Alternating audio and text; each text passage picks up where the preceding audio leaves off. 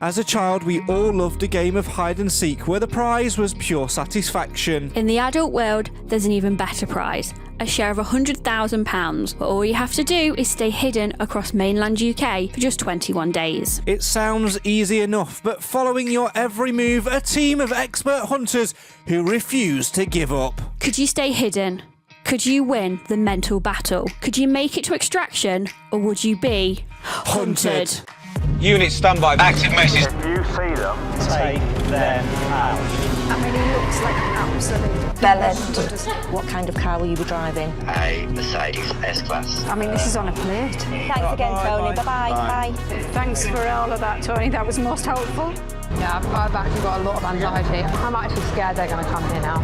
Crucially, Kirsty and Bex, we want you into that Nando. God's sake! I can't figure it out how you found us. Because we're sharper, mate. We're sharper. I gave you a good one. Did you enjoy the show, darling? Can I just say, no. You were just 21 seconds too slow. Oh, wow! Storm the Nando's. Storm the Nando's. Storm the Nando's. Yeah, we are now approaching the southern tip of Inchmurren. We've got eyes on the full island of it. Just stand by, we have eyes in the sky. You must have so many splinters in your ass. Get off the fence and pick. They haven't got a Scooby that he's one of us. Cheeky fucking bastard. Dipshits. Get hold of him! Bobby! Bobby Seagull. We said that we wanted a clean sweep from day one. The work that you have done in this room is absolutely outstanding. We've set the standard now. No one is ever going to get to extraction, right? Yes! We've worked our socks off for the past 2 weeks for the clean sweep. Game on, bring on next year. My name's Craig. And I'm Nat. We're a couple who are obsessed with Channel 4's Hunted. So much so we started a podcast all about it on a mission to answer your unanswered questions. Like, do the covert camera crew actually give you away? Don't be a dipshit. How does a fugitive get told where to find the information about the extraction point? Are there any rules to follow? And are penalties imposed if they are broken? And how did the show we know and love come to life? It's time to find out and silence the dipshits in our most revealing interview so far. This is the Hunted Podcast with referee Kevin O'Leary. Could try to play, but you're never gonna beat me. Look the other way, what I'm doing ain't easy. Bloody hands stained from the people who deceive me. Muddy hands break through the chains, go free me. People like sheep move feet, hurt it easy. You don't wanna be fast asleep when they scheming. Better stand tall, ready for a fight, believe me. When they try the chains, you can say no, free me. Hello and welcome back to the Hunted Podcast and part 2 of our interview with series consultant and series referee Kevin O'Leary. It's been an insightful episode so far, but I think it's fair to say we've skirted around a lot of things, haven't we? We have, yes. It's time to ask the serious questions. Ooh. Before we do, remind people where they can send questions, opinions and comments to, please. Twitter @HuntedPod, Instagram @HuntedPod, Facebook HuntedPod, email huntedpod@outlook.com, or send voice notes and WhatsApp messages to 07907 038 211, I think. Yeah, the number's in the description. We occasionally turn the phone on. Don't ring us. People have tried to ring that number, and it's not a wise idea to try and ring that number, let's be honest. Right, so let's delve into some of these questions then. We are going to ask some questions which you guys have sent in at home later on in the show as well. Some of them we won't ask, so please don't be offended if we don't ask your question. The reason we won't ask it is because we've already covered it in what we've spoken about so far. But the one question which guest asked the most, and the question which I think everybody wants to know a little bit more, is essentially now with a cash prize, this is a game show. So, are there rules? Yes. That's what we're going to get, isn't it? Look, no broadcaster, no TV company is going to make a show that has somebody sitting in a field for 3 weeks eating tins of baked beans. And, you know, that's another show, I think, which I'm sure if people really want to make that, they could make I'm sure there's shows like that are already out there. But no one is doing a show like that and calling it Hunted, I've got to tell you. So, yeah, we do want people to do things that, you know, don't just mean that they day one to Extraction without creating some content for the program. Most viewers would appreciate that.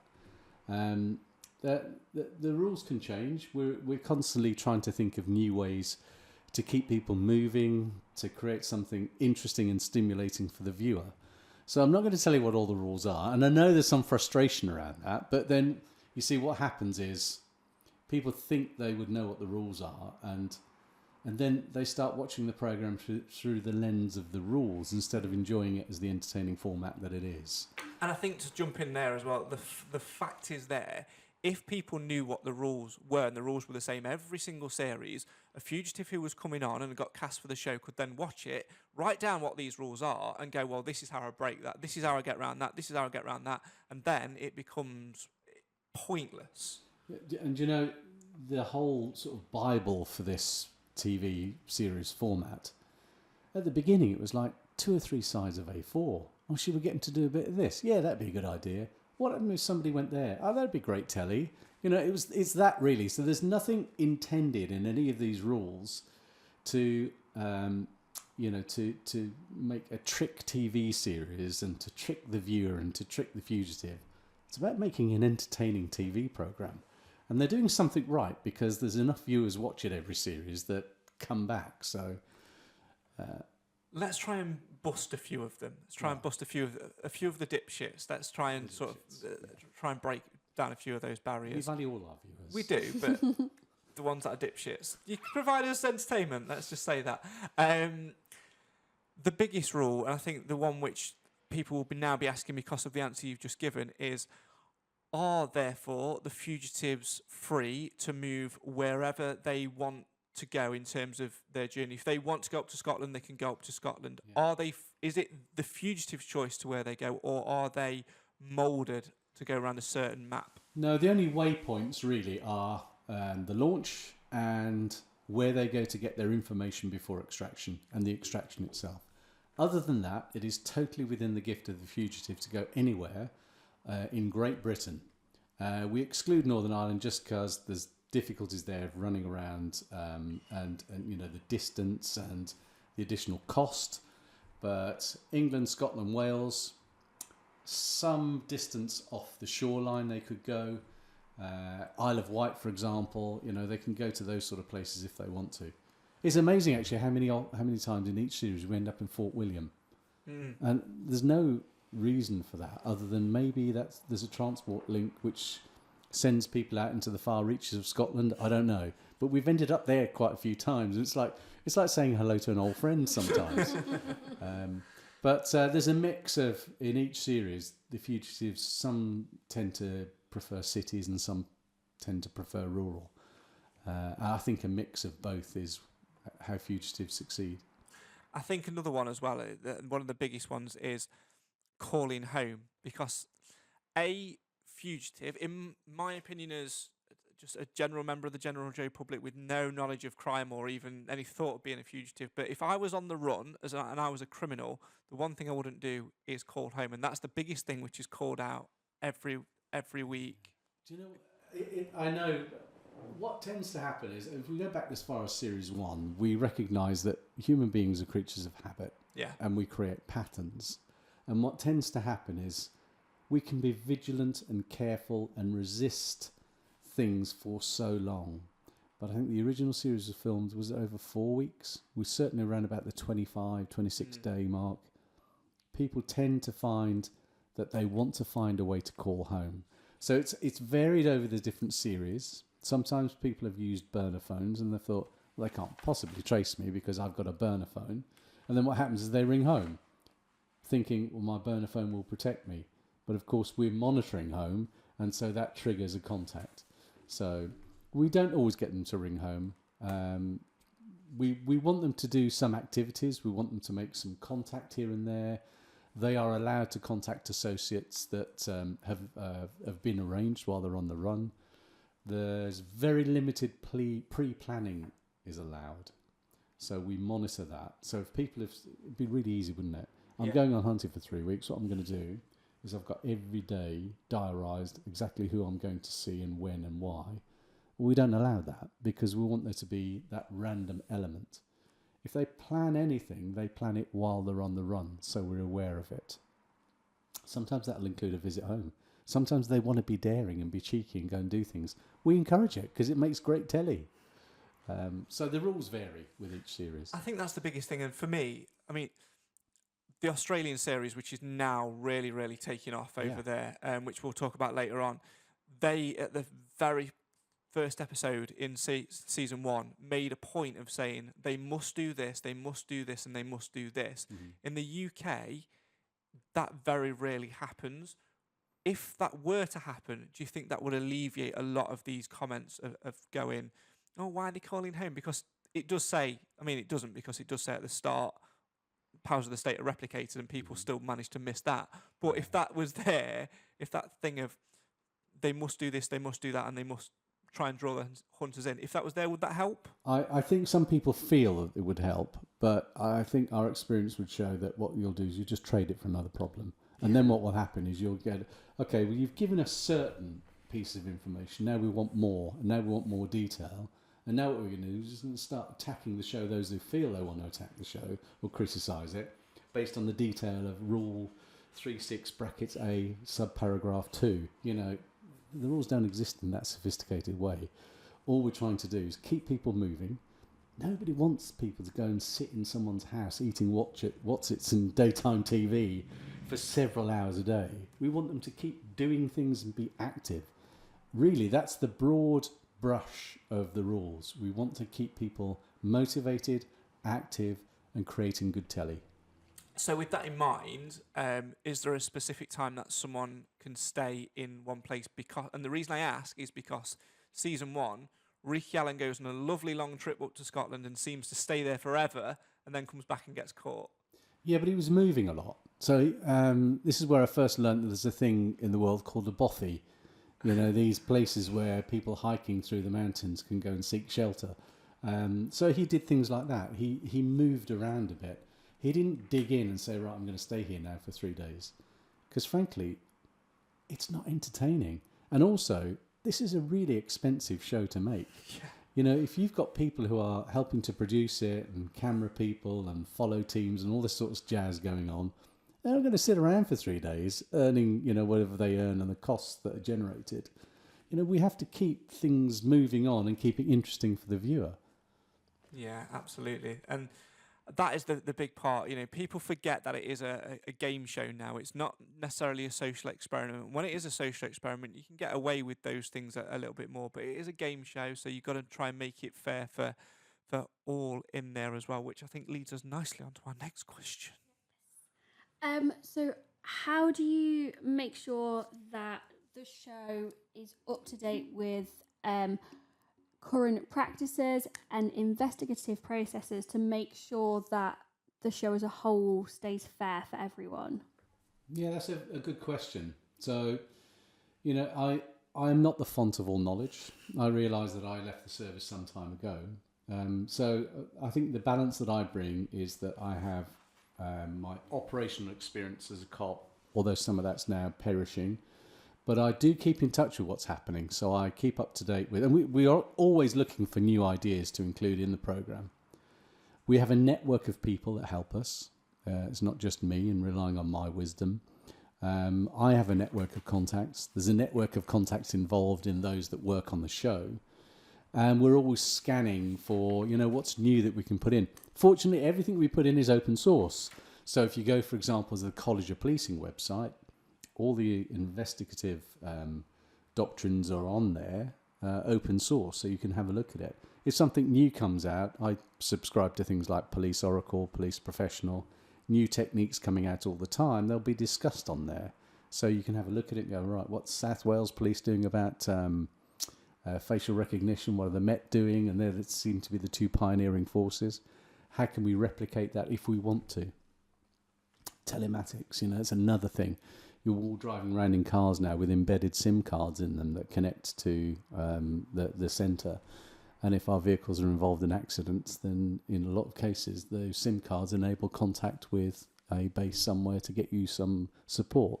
If you've got an SOS button in your car, for example. So all these things we're constantly trying to learn about. Different makes and models of vehicles have different systems. Some you need a phone for, some you don't. We're constantly looking and scanning for new ideas to include in the programme without giving away, tradecraft and making it harder for cops to do their job. How involved are you in the planning of a series? Quite a bit, but actually it kind of runs on rails now to a certain extent. There is a lot of planning that needs to be done, which is why they asked the broadcaster to commission the series so that they've got a few months, because you've got to find people to run the programme, the producers, the runners, the embedded camera people, the production side of things, to do all the logistics around running it, the editorial side, the hunters, the fugitives have got to be cast. If you're doing a public series or if it's a celeb series, you've got to find the celebs to do it, who are willing to do it. So it takes a long time for people to commit the time in their diaries to actually doing the shoot. So I get involved not in that so much, but I'll be called in at the early stages to talk about, right, what are we going to do? Is there anything new we can do? I meet the fugitives so that they know that the referee exists. I always try and eyeball them.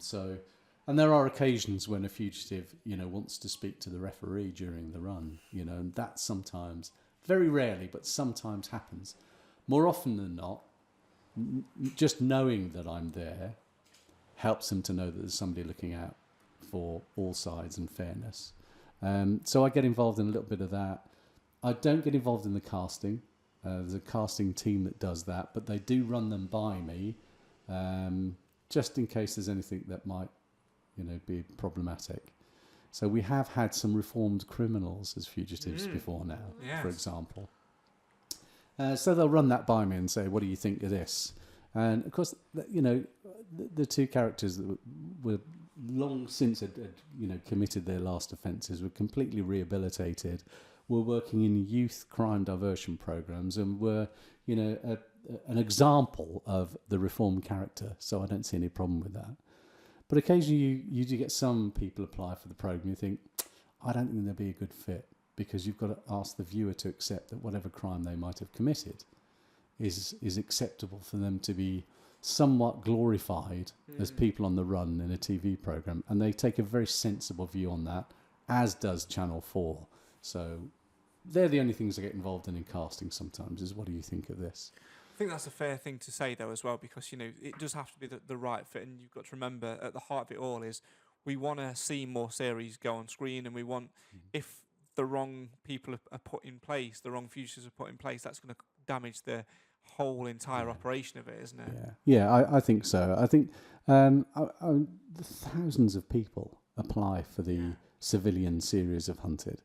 And they whittle it down to a group of people at the end. You think, it's fantastic casting, the people they've got. A good range of people as well, and different characters, different backgrounds, representative. So it's a great job of work they do. And if anyone is ever applying for the programme, hopefully Civilian Hunted will come back. They're looking for people with character and a story. So if you're the person that says, I'm going to sit in a field for 2 weeks with a tin of beans, you'll never catch me, you ain't getting cast, mate. So you need to offer something more. In the little video clips that they ask you send in, you've just got a few seconds to make an impression, and then it's next. Scary, isn't it, how quickly that turnaround will be as well. That whole, you've literally got 30 seconds to change your life, 30 seconds to pitch for what you do on the run, and why you were a good fit as well, which is crazy. So you've talked about the fugitive side of things and whether or not you get involved in that.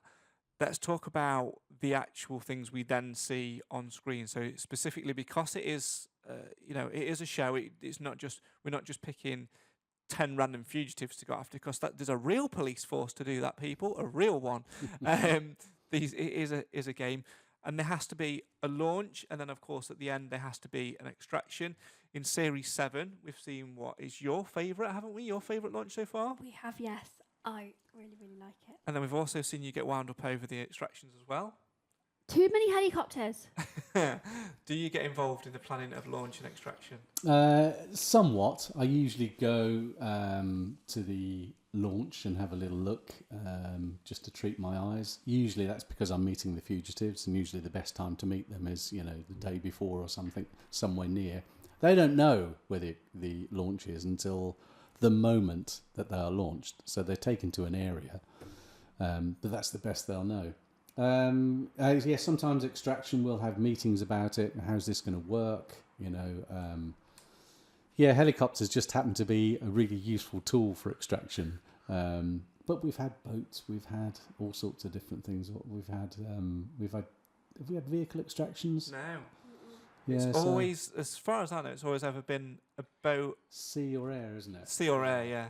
Never rail. Yeah. Yeah, the thing with rail is it can only go in one direction, or it can go in two directions, but really, if it heads off from a point, you know where its next point of stopping is. Exactly. But the extractions are, you know, hats off to them. The production team have to get all kinds of permissions. It has to be forensically planned, you know, because people are running at speed. It can be a little bit scary and dangerous at times if you don't think about, well, if we have some fugitives and they're running from here to there, you know, what could happen? What could go wrong? You know, if they're running across a road, for example, that's not going to work for us, so we have to be really careful. What if the weather changes? So the latest extraction up in the Peak District, you know, that was on a knife edge on the day of extraction because the weather was coming in. And if you know anything about that part of the world, the weather can change in a heartbeat. So yeah, I get involved a little bit in the planning, a little bit of the discussions about how things will work, just so I can give my point of view. And there's some points along the way where they're going to give away data. With that in mind, you know, you talked about that particular extraction there. Do you have to have 2 or 3 or 4 different points in mind when you're planning it? Because like you said earlier, you've genuinely got no idea where the fugitives are going to be until that point where they come and collect the information on the extraction point. Yeah, I mean, this is the producers do this, and it's usually there is the prime location where they want this to happen. But there's always going to be a sort of a backup, a business continuity option too, because you just never know what's going to happen. You hope that what will happen is that the fugitives that have made it thus far are going to make it to extraction. But what if the weather closes in? What if there's an incident and the police close the road down? What if for some reason, you know, it can't happen? So you always have to have a follow-up. You always have to have something, you know, a backup rather. Yeah, absolutely right. Let's delve into some more of the crux then, the ones which questions have been asked. You are the series referee, and referees do have to step in on occasion. Has there ever been an occasion where you've had to overrule, let's say, let's go with capture to start off with? Yeah, I rule and overrule a lot. More than what we think? Probably, yeah, more than you think. I try to do it without disturbing the environment on set. I recognise the signal that happens that if I go on set. Usually if I've gone on set and it's during the shoot, people will stop and go, what's the bloody referee doing here? You know, so it can kind of stop the music a little bit. And usually it's just to reassure them that, you know, I was across this when it was happening. I'm aware of everything that happened. Sometimes the difficulty I find myself in is if I'm overruling something, it might be because of circumstances that I'm aware of, but I can't explain to the hunters. Because if I explain it to the hunters, they'll then know what I know, and they shouldn't be able to do that unless they've done the investigation to discover it. That must be a really difficult position to put yourself in, because you really want to explain to them as police equals and as research equals why it is you've overruled that decision. But at the same time, you've got to remember that you are also on the side of the fugitive and making it fair for them. So you can't drop that into information. That must cause some tension sometimes. Yeah. Well, we can have a right old ding dong on set. You know, let's be frank about it. It's sometimes it's a calm conversation, and other times it can be more heated. And over the years, you know, we've had a good mix of both. Yes, I've had to overall captures. Sometimes the producers kind of step back and go, "It's your decision, ref. We'll leave it to you." And I know sometimes that might spoil a little TV moment. But you have to think about this. I'm going to have to explain to the fugitives how they were caught. If the fugitives don't understand it or they don't accept it, we've got a problem. So I always want to be able to explain to them openly, you did this, then you did that. The hunters were aware of your next steps here. Then you made that move and they were on you. And usually they go, oh yeah, I did, didn't I? Fair enough. That's how I got caught. But sometimes, the examples, I won't say which fugitives. We had a couple of fugitives once that were in a place, they were celebrity fugitives, they were in a place where they had to do an appearance. And we'd agreed that they could do that appearance without capture because it was going to cause all kinds of logistical difficulties otherwise. And it might have been that they'd have to withdraw from the programme. So I thought, can we just temporarily suspend things and let them do that appearance and then we'll take up the chase afterwards? And then the hunters kind of ignored the rules and went in and laid hands on. And it was like, well, hang on a minute, you told us we were all right here. So for that particular capture, I had to reverse it and take the hunters away and make sure the fugitives could escape and then carry it on afterwards. So it's a little bit of artificial interference, but it's making it scrupulously fair for both sides. I think that's a fair thing to talk about, isn't it? Because I know we've spoken about it before, especially on the celebrity version. There's been a number of ones where, you are essentially a celeb and you do have other work commitments as well, whether it's a radio show, whether it's a live set at a festival, which is sold months and months in advance, or whatever it may be. And you have to remember with the celeb series as well, it is for charity. So that being said, what Kevin's just said there is absolutely, I think it's the fairest way, isn't it? Yeah, it's fair. They have things that contractually they have to do. So to allow them to do it and sort of have that moment break of, you're safe right now, nothing's going to happen is fair. Yeah, and it's, even though, people might go, well, that breaks the rules of TV a little bit. I don't think it matters too much because actually, if you've committed to do that and it's a big part of your life, then that is something which can cause a little bit of issues. All these celebrities are doing it for nothing. Correct. They donate their fees to charity. It's really difficult to get somebody who has a profile like this to commit to something which is going to take 2 weeks out of their working life. They're going to forego some paid gigs to do this for Stand Up to Cancer. And yes, I know that they get something out of it, raising their profile perhaps, or just an enjoyable sort of experience. But we have to be pragmatic about this. And the hunters, for their part, they're so passionate about what they're doing. If we wanted them to act, I'm not sure that they would agree to do it. They want to catch these fugitives. They are determined. This is a matter of professional pride to them.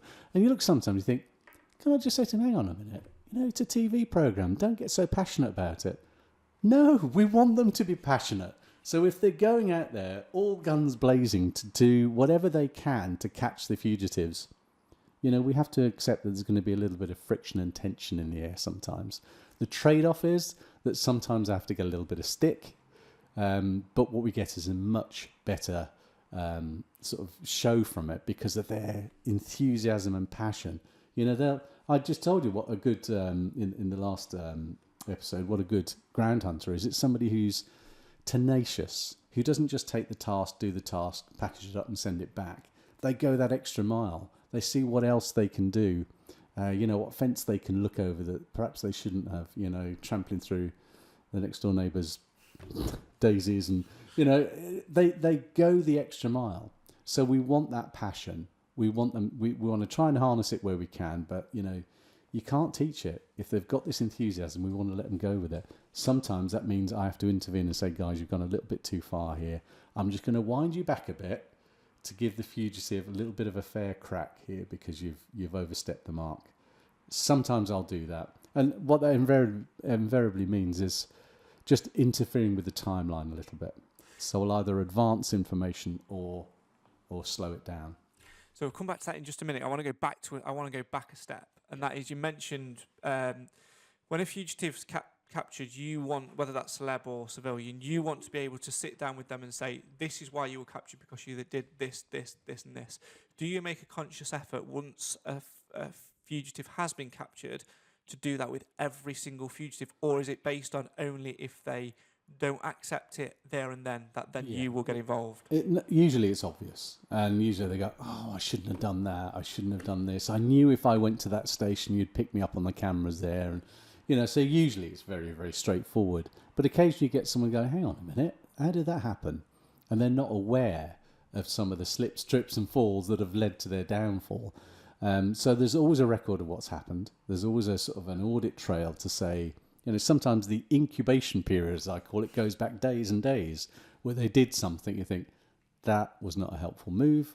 And then, of course, it shows up a few days later when they've left all those breadcrumbs and the hunters are slowly getting closer and closer to them. And then, they're captured. Sometimes you have to go back and explain how that all happened because they've forgotten it. They're not aware of it. I don't do it. I kind of do it when there's a little bit of an issue. But most of the time, they're fairly straightforward captures.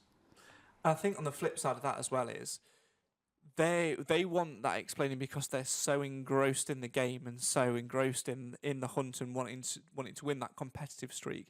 It must be the same for the hunters who, despite having to stop at a certain point and go, well, that's the end of the day and sort of switch off, they might not do that, and that might lead them to finding extra information, which then they try and put into play, and then you've got to go, hang on a minute, that didn't happen within that time period, did it? Yeah, that sometimes happens. And again, it's this enthusiasm and, their determination to catch the fugitives because they want to. They consider it, a professional embarrassment if they don't catch them, which, of course, is not right, but that's the way they feel. Without naming fugitives, do you have an example of where that might have happened? Okay, so in one example, one of a pair was caught, and it was towards the end of the day, which meant that there's a lot of mopping up to do when someone's caught. You have to sort of like, have we got all the footage? Have we got the logical sequences caught on film about what's happened? Let's just go through it. And of course, then the day shuts down. And it might be that the hunters are still in the area where that capture happened, and they know that a second party is still somewhere out there nearby. Well, we have to make sure that the hunters move away from that area, because if they start, beating through the bushes or, opening doors to try and find that person when really they shouldn't be continuing the investigation at that moment, well, that's going to cause us a problem in terms of the fairness. So I will overrule and say, no, you need to step back from that, withdraw, and you can continue the pursuit tomorrow. But sometimes that might even be that if they've gone over the time, that I'll adjust the time accordingly to make sure it's fair on the fugitive. I think that's, again, it's fairness, isn't it? You've got to think about if a hunter has, carried on after they were finishing because they've seen something like, 10 minutes away, or literally, this is an example I'm making up off the top of my head, but let's say, for example, the cut-off point for filming is 9 p.m. and at 8:58, a hunter has had a conversation with a member of the public who says, oh yeah, I saw them going to get in that pub down there, which is a 10-minute drive. That will then take it to 9:05, which is beyond the parameters. And the natural instinct of a hunter would be to go to there straight away and to ask those questions and find out information and things like that. But the fact that they're supposed to finish at 9:00 doesn't enter their head, because in the real world they wouldn't, would they? Yeah, I know, but there has to be, parameters around the real world, and we're shooting something where we've got to think about. There has to be fairness. Don't forget, of course, there's $100,000 at stake here. That's however way you split that up between however many winners. That's still life-changing amounts of money for most people. So we want to make sure that nobody feels that they've been done out of their share of a reward if they deserve it. So, I'm not saying we bend over backwards to make it so fair that it disadvantages the hunters, but just if a third party could look at my working out, would they agree with it? And that's all I'm trying to do. Give people a fair crack, give the hunters their, let them off the leash every now and again when they are really passionate and enthusiastic, but just do it in a way that's really fair to all sides. I think that probably answers the question, are there penalties for not doing things? Because, like you say, that hunter going that extra 5 minutes down the road outside the time they're supposed to be filming and things like that, you would then award them that 5 minutes back. So are the penalties the other way. So, say for example, a fugitive does something, or maybe probably more the case in an associate when they're being interviewed.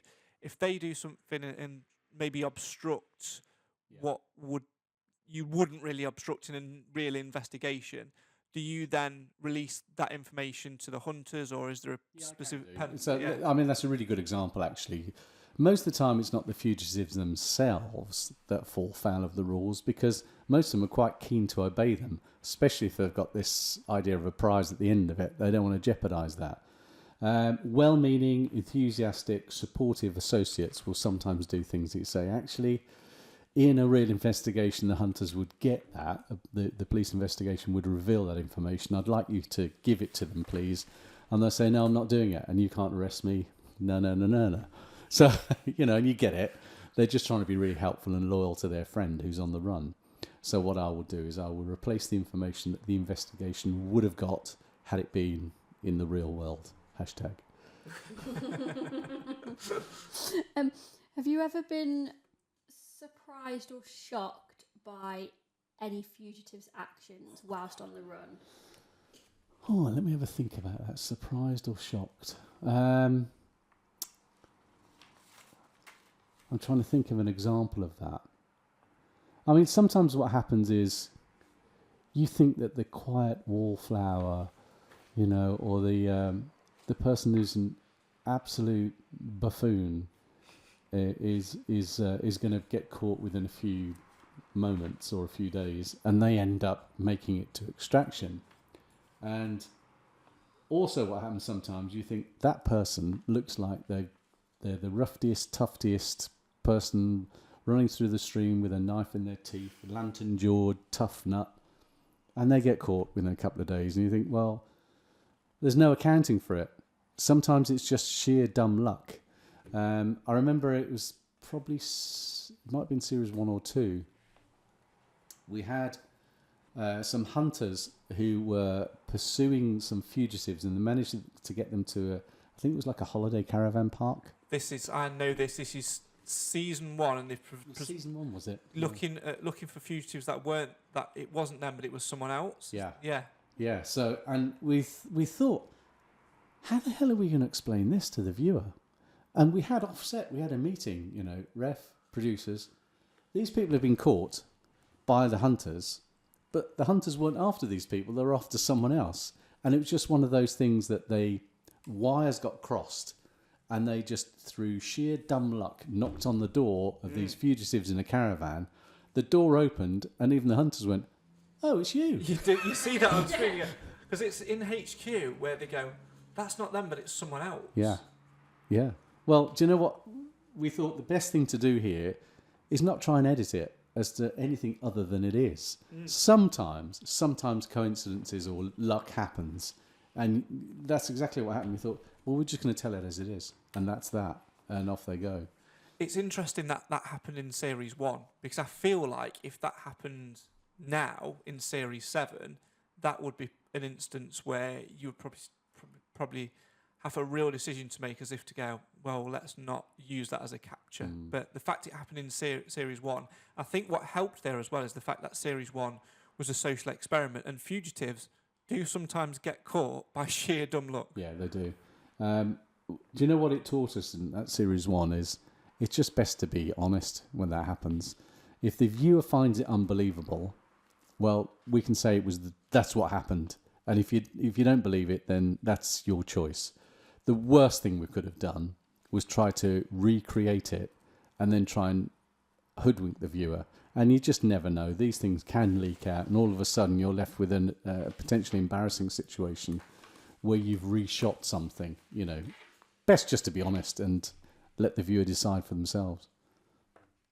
Obviously, I'm going to say I always have a strong view about extraction. But have there been any launches or extractions that have caused problems or issues? You're basically going to say Isle of Wight when they nearly all got caught, right? We nearly got caught straight away. Think about it. All of them. They're all really challenging, because what you're trying to do is to create a situation, either on launch or extraction, where it will go according to a kind of a loose plan. This is a bit like putting on a TV play, if you like, where none of the actors know the script. So you're just going to say, well, hopefully we're going to create this scenario, this situation, and they'll respond to it as we hope. And we're kind of thinking through, how would they respond to this? And the big things about the risk and the dangers and weather and traffic and machinery and helicopters and vehicles. And you're just trying to think about people running through the streets at speed. There's things there where people can have accidents. There's things there about people can cause distress to other members of the public when they see them running through the street. We're always careful about what's the impact on what we're doing here in the locality. Are we going to, especially we've had terrorist incidents over the years, and then a few months later we're filming in a city and we've got helicopters and people running around. We don't want to frighten the public, so we have to think about how it's going to work. The health and safety, the risk assessments are a bloody nightmare, to be honest with you. We were trying to write through everything and think, what could possibly happen here? But it's a priority for the producers. They're very keen to ensure that no one gets hurt. At the end of the day, it is a TV programme, and we do have the occasional slips and falls and, bumps on the head. But so far, touch wood, no one's been too badly hurt. But they're the sort of things that go wrong. It's just trying to keep it all, safe. I feel like we should have a haunted outtakes show at some point, like a UK. I said in the other episode there are 800 hours of footage for every 47 minutes broadcast. Oh, there'll be some rich stuff in that. I think we need to get it done. We need to get it made. Cyber Doug, we're looking at you to hack into the archives and send us the footage, and we'll put it all together. Right, we're going to delve into some questions from the public because there's one more thing we want to talk about, which is the heist, which I think if we end up talking about the heist now, then it won't fit with the whole. We're talking about Hunter at the minute. So let's go with some of the questions now. Some of them, like I said earlier, we have covered across the 2 episodes so far. So if we've not read your question out, please don't be annoyed or whatever. It's just that we've covered it, and I'll try and phrase some of them in a different way to which they're written as well. Mainly because we've perhaps spoken about some of those topics, or mainly because we won't be able to talk about some things. But we spoke about this one earlier on in terms of not necessarily rule breaks, but things people have done which lead you to sort of giving information or extra time. With that in mind, what's the biggest rule break, in inverted commas, that someone has done on the show, be that hunter, civilian, celeb? Obviously without naming names as well. Yeah, do you know what? I'm trying to think of what they are. Rule break. They're not big. There's lots of little things that happen. So all of the hunters' vehicles, for example, are all tracked. So they all have these traffic management trackers on them. But of course, it tells you things like, what speed they're doing. So I have to remind them all, look, you're driving on your own private driving licence here. You cannot go through red lights, and they don't. Do they nick a little bit of speed every now and then? Well, if some of them do, what happens is it pings up in my office, and I give them a quick call and go, "Oi, it's your own licence you're messing with here. If I catch you speeding again, I'm going to make sure that I give information that's going to take all of that time that you think you're gaining, and I'm going to give it over to the fugitives." So by and large, they know that this happens. We occasionally get the odd Land Rover or Volvo, depending which vehicle we're driving that year, run over somebody's cricket lawn. Have to go in with Matt has to go in with bunches of flowers and try and calm everything down, and promises to refund people. We had somebody run through somebody's house one year, just enthusiastic to go and catch the fugitive, and it was, it looked like a comedy moment. These people running through my house. An awful lot of mopping up had to be done, and calming of frayed nerves. They're the sort of things that happen often. Most of the fugitive stuff is associates, and most of the hunters, they're just trying to nick a little bit of an advantage here and there. As you would, because it is a game, isn't it? Yeah, it's a two-sided thing. Which do you prefer, the civilian series or the celebrity one? You're asking me to choose between my children again, aren't you? There's no doubt that the celebrity series offers something in that we cannot worry about the prize money, and if we're getting the slide rule out over, did they get a 2-second advantage here and what have you, we can be a bit more relaxed about that. And it's fun to work with them. I try to go and meet them. It's nice to meet some celebrities and so I think there's that goes with the celeb series. But for me, the civilian series is these are people who are just they're trying to win, not because it gives them some kind of lift to their celebrity status. They're just determined. They're ordinary people out there doing their best. So I suppose the trade-off is when celebrities are spotted, people will tend to help them more, but they also tend to get recognised more easily, so they get dobbed in. Whereas the civilians, they don't have the advantage of being able to scrounge help as easily, but they're not recognised as easily either. I don't know. I think I'm coming down on the side of the civilian series. Yeah, the civilian series for me it just about edges it because it's real human stories. But at the same side of things, I do love the celeb version because of it's can you hide in a fame-obsessed world, and you sort of see it depending on the level of celeb that you get in and who they are. People. It happened a lot in the last celeb series with Saffron Barker, who's obviously a really famous YouTuber. Yeah. She got spotted everywhere. She goes Storm the Nando's. Yeah, and that causes issues, doesn't it? Yeah, but, it does. Yeah. But in terms of for them being a fugitive, but it's great for the hunters because more people are likely to post on socials about it. It's trade-offs. Absolutely, it's trade-offs. You'll get more help as a celebrity, but you'll be recognised more readily. This another one that we've been sent in. What change would you like to see made to the series? So obviously we had the change in terms of it going from a social experiment to a game show in inverted commas. What change would you like to see brought in for future series? I think I should have the big swivel chair. I think I should have a chauffeur-driven limousine to and from the Dorchester every day. But apart from that, what change? These are really good questions. Who on earth is coming up with this? People, just our lovely people. No, it's great. It's a great question. The change I would like to see. Sometimes I think the constant need for the story beat, to be giving action every few minutes. I think I'd like to see a little bit of process here and there come back in, a little bit of procedural.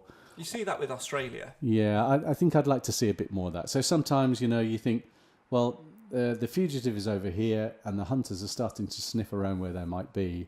And sometimes it can be, well, just in the interest of time and the 47 minutes we have, we're going to go straight to the fact that they've found where that is. And of course, it's edited in such a way that it looks like that happened straight away. That could have happened over the course of hours or even days sometimes. But the edit will sometimes make it look like that's, that happened more quickly than it did. Just because, you haven't got long to tell all these stories in the 47 minutes of the show. Yeah. So. What do the police and NCA think about hunted HQ techniques? That one, by the way, is from Daisy. Oh, is it really? Yeah, okay. Good question. So for Series 2, we went to see somebody very senior in the NCA, and we said, look, we don't want to tread on anyone's toes. You've seen Series 1, what do you think? And the answer they gave is, look, don't show the tradecraft.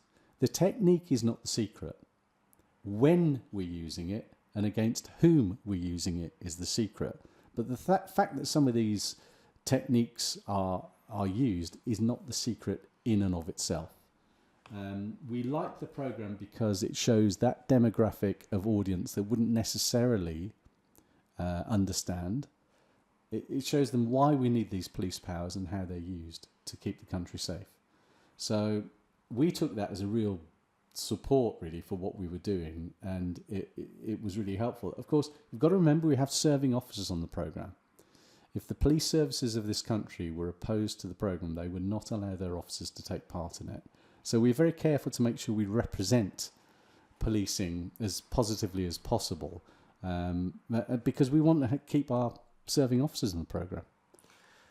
I don't think we should allow a fair answer to this next question because it's clearly somebody fishing for compliments. Our friend Adara asks, who's your favourite analyst in Hunted HQ? Is it my favourite analyst whose name begins with A? Is Cyber Doug? Yeah. Adara's wonderful. Adara worked with us on the heist as well, so she's always so bubbly and friendly, but bloody brilliant at what she does as well. So it was a delight that she transferred over to Hunted when she was invited over. Yeah, they're all wonderful actually. The people that work in there are just super talented at what they do. And of course, I have the benefit of knowing what they want to know. So I get to see them working it out. Because in TVC, as we call it, Television Command, as we grandly call the broom cupboard I sit in, I have a screen and I got the audio and video feed from HQ. So I can hear they're working out sometimes, and I'll listen and I'll follow it. And I go, bloody hell, have they worked that out? And it's really impressive to behold, I'm telling you. This one's come in. We might not be able to answer this one fully because it might give some backstage secrets away, but it was a big talking point in Series 7, and it was, of course, Jackson and Nicola on the train. Why were the hunters not able to capture them on the train? Yeah, well, of course, I knew what they were doing and where they were going. And you also get to know them a little bit as characters, and you know how enthusiastic they are and how determined they are. I think if they'd have been caught on the train, we might have had an incident on the train. So I didn't want them caught on the train. So I thought, well, we'll leave it to the end, because we know that captures are really quite possible at the end of a journey. We know where they're going. We know where the train stops. So let's not cause a drama on the train and upset any of the passengers. So we let that run, and then it got to the station. And of course, they legged it through the station. My concern was, this is a main line railway station. I'm not sure whether there were armed police officers there or not. Do we want to cause the public distress and have hunters and fugitives running through the station? Let's wait till it gets somewhere quieter and make the quiet capture. And unfortunately, they gave us the slip. So they're the reason sometimes. They just work out the way they do. And I think that being said as well, you had eyes on them and you were following them, which is fine. But unlike Series 1, because I think this is where the comparison comes. In Season 1, Ben and a few of the HQ team went and captured Ricky Allen directly off the train, and they were able to be there. But at the same time, there wasn't anybody following him on the train. It was literally just guesswork. Whereas this time around, with all those variables, it's such a delicate situation to handle. And I think another thing with these two as well is they'd already shown their unpredictability once before at the factory. So you've got to be mindful of that as well. Yeah, I mean, I think that was a really lucky moment for them. They just happened to close the door. And what can you do? You can't burst that door down. I mean, it was quite a strong door, even if they could. But they got it. They gave them the slip. Of course, it's always good telly as well if they give them the slip. But we have to bear in mind that we're making TV in public spaces. And we've got to be really careful that we do that in a way that's responsible. And we can't always zero in on every single decision and get it, so that it's perfect every time. Everything in hindsight will look different. And of course, you can make perfect decisions in hindsight. At the time, I have no regrets about prioritising public safety and not frightening members of the public on trains or train stations. Can we also just remember to highlight here that when this was filmed was 2022. So at the point, the country was not long off the back of a strange time where people's anxiety levels and things like that are absolute high. So there's that consideration in there as well. Yeah, it's very fair of you to say that. We're always just trying to balance it with, we want action, we want, things to happen and as naturally and spontaneously as possible. But sometimes that spontaneity can just cause a little bit of ripple effects where we do it. So we just, we need to be really careful. Yeah, right. Let's move on to the next one then. If you were to go on the run, who would you go with that's not a hunter? And what generally would your strategy be? And I'm going to add a caveat in there as well. Also, it can't be somebody that's been on the show as a fugitive, because that's our question, which comes later on. So it's got to be someone from your everyday general life, if you were to go on the show, who would you go on and what would be your strategy? Who would I go with? I'd go with somebody who can drive. That's most people. I'd go with somebody who understands a little bit of this world of not being caught. In fact, probably one of my colleagues from my business that I work with, delivering my immersive leadership experiences around the world. Actually, there's a guy, Jem Barnard. Jem, if you're listening, big up. Actually, Jem took part in Hunted in HQ. He's stood in here and there as one of the HQ people. And I've worked with Jem for years. And I think if we went on the run, between us, I think we'd be all right. Having said that, it's all a little bit of luck as well. Yeah, there you go. Well, we'll wait and see what the answer to the big question is later on. We're going to move on and talk very briefly about something which is over your shoulder, which is we are appealing for witnesses. Public meeting, Northumberland Hull, Alnwick. 6:30, Thursday the 27th of June. All members of the community welcome. Am I right in thinking that that is a prop from The Heist? It is. Framed on my wall in my office here is the public appeal poster for The Heist in Alnwick, yeah. So give me a bit of a background of The Heist then. First and foremost, for those who haven't seen it, it's produced by Shine, the same people that produce Hunted. It stars lots of people who you will currently see on Hunted as well. JP, Ray, Adara, there's a few others in HQ as well that you will see.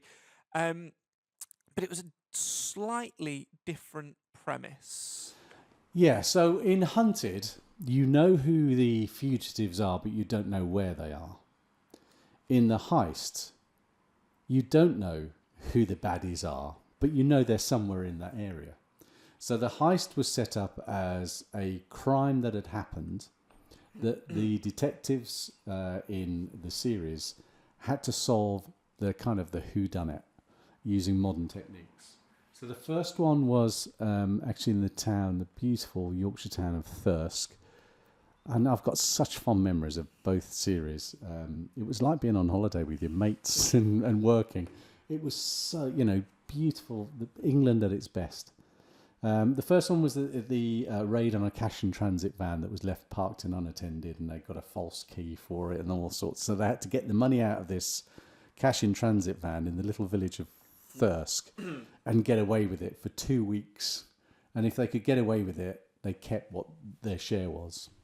It was very well done. We had what we call a slaughter, which is where the money was taken to and divided up, and it was an old barn somewhere in the field. And then they sort of went about their daily lives in their hometown and had to move the money around so that the cops couldn't find it. And the investigators had to start tracking them down using some of the techniques that we would use on Hunted, but it was almost like the mirror image of Hunted. It was the other way around. The second one was in the town of Alnwick.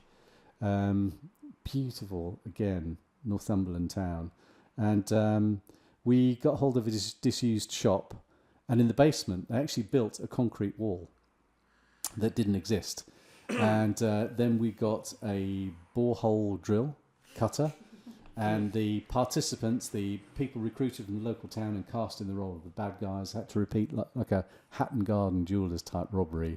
Was this pre-Hatton Garden? No, it was afterwards. I was going to say, did you just inspire Hatton Garden criminals?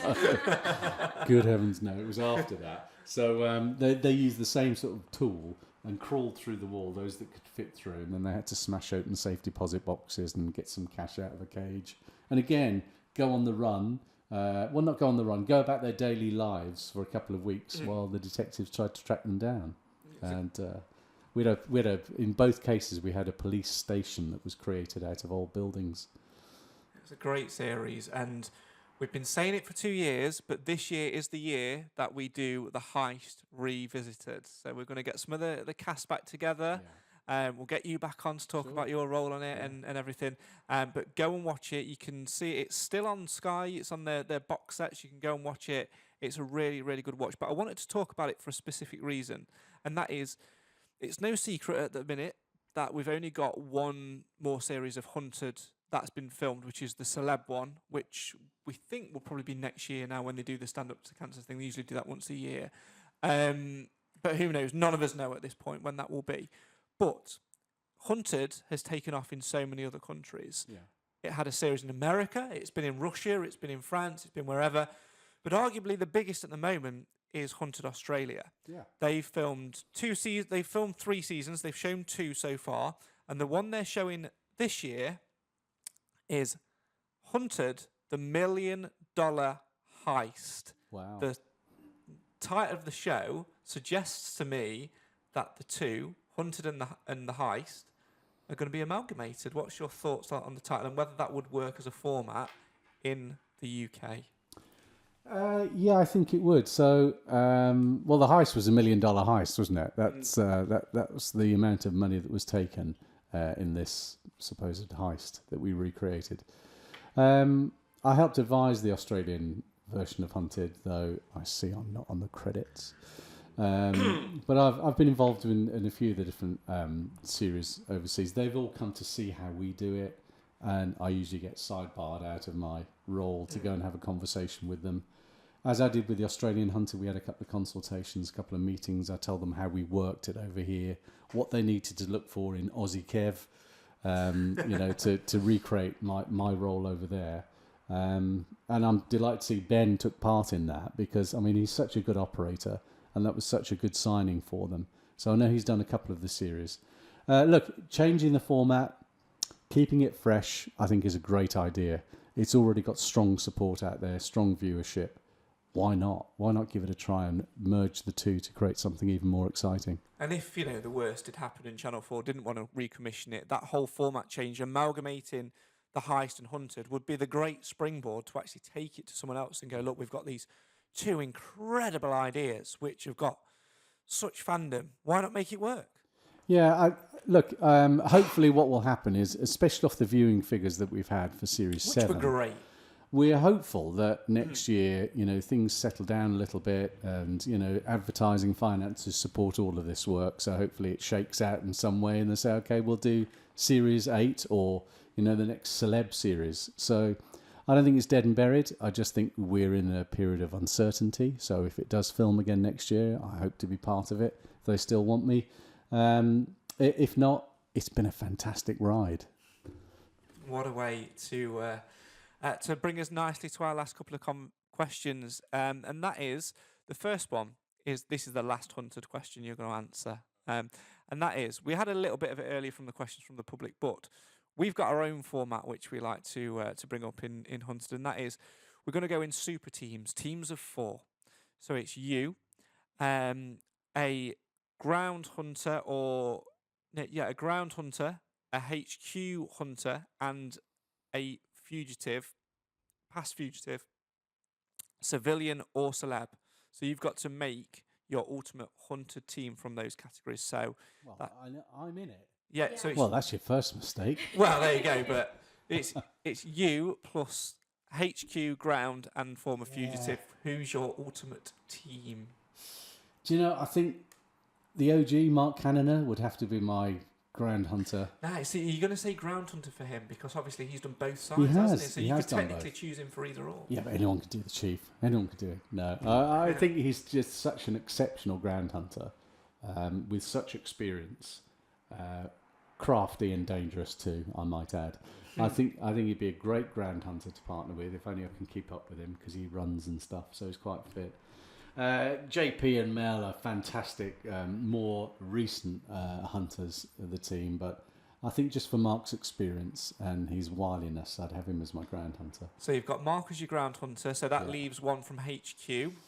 Yeah, one from HQ. I think that might have to be... Doesn't have to be a chief, it can be anybody in any role from HQ. So just for his sheer brilliant mind, it'd have to be Steve Hersey. Sweetie Smiley Steve. That man is just a brain on legs. The stuff I've seen him do over the years and thought, how the hell has he managed to work that out? And, you just see the cogs whirring and the mathematical equations in cartoon above his head whenever he's working something out. Brilliant. So that leaves one former fugitive, either celebrity or civilian. Former fugitive. Who's a really good fugitive? I think I'd like Alex to come along. Just because I think he's an inspiration. I think he'd just be such a good guy to have along that, you know, if we were feeling a little bit down in our cups because things weren't working out for us, we'd just say, Alex, what do you think of this? And I think he'd just lift everyone. So let's have Alex along. There you go. Right. It's the most listened to question, the most anticipated. The most important question. I know the answer to this. It's obvious. I think I might. But what's your favourite biscuit? Well, is it a biscuit though? Because it's a Jaffa cake, is not a biscuit, is it? Yeah. So you'll see I have a range of them here. I have the chocolate hobnob. I have the balsan. I have Cadbury's Fingers and McVitie's Jaffa cakes. It's not a biscuit. It's a cake. It's been proven, isn't it? I agree there. It's a cake. Yeah. So that means I can say I love Jaffa cakes. Yeah. You know, Fair. not sponsored. Other Although cake-based biscuit-like products are available, I'm sure. HuntedPod@outlook.com. Yeah. Technically, haven't we had someone who have got contacts at McVitie's on Hunted who could link that up, right? Jamie Lang. Yeah, but it's not owned by McVitie's anymore, is it? Oh, it's still called McVitie's, but the McVitie's family don't own it. It's a Turkish company now, I think. Yeah. Anyway, so look, that gives me another option. The Tunnocks wafer. Is that a biscuit? I tried that for the first time yesterday. Your first Tunnocks wafer? Yeah, it was yesterday. Where have you been? We got some from Tesco. So we were in Tesco, and you get money off if you hit a certain amount of money spent. We had a voucher, and we were like 50p. And I thought, do you know what? I saw them. It was in the biscuit aisle, so we always finish there. I saw these Tunnocks wafers. I was like, do you know what? I've not had them for ages. I'm gonna get one. I went, have you ever tried them? You went, no. And you had like literally I refused to drive off before you tasted it. There's another one I urge you to try if you haven't had it, and that's the lemon puff, which is like a wafery type biscuit. Is that the right word? With a lemon cream filling, but you've got to get the glazed ones. The ones that are glazed with kind of like oh my goodness me! I've got a sweet tooth. You can probably tell. So have we, to be fair. I think the solid choice. Yeah, is happy. solid choice. Yeah, I'm happy. Well, there we go. Right. If you've enjoyed this episode, please do give us a follow on all things social media. Twitter @HuntedPod, Instagram @HuntedPod, Facebook HuntedPod, or email HuntedPod@outlook.com. And if you've enjoyed listening to Kevin's stories all about Hunted, you can get his book. What's the title of the book? Where the Evidence Takes Us. That's a great title. You can pre-order it now from Amazon. The link is in the description. It'll be out later in the year, and I'm sure Kevin will be on much better podcasts plugging that book to high heaven, and we look forward to a dramatisation version of it coming soon where we get to play a little cameo role. We're up for that, right? We're agreeing that, right? Yeah, my character is going to be played by Danny DeVito, I hope. And if people want to give you a follow on social media and find out a little bit more about what it is you do on a day-to-day basis, where can they do that? Yeah, they can look for me on Twitter, or X as it's now called, isn't it? At Kevin O'Leary 123. I think I'm on Insta on the same handle, and that's about it for social media for me. Of course, LinkedIn. You'll find me on LinkedIn as well, my more professional guys. Yes, and get involved with everything that Kevin does. It's a great setup that he's got down here, and he does lots of great things on a day-to-day basis as well, with some little bits of tie-ins to Hunted and the Heist as well. For now, there's only one thing left to say, and that is Kevin O'Leary, your time on the pod is over, and you have been Hunted.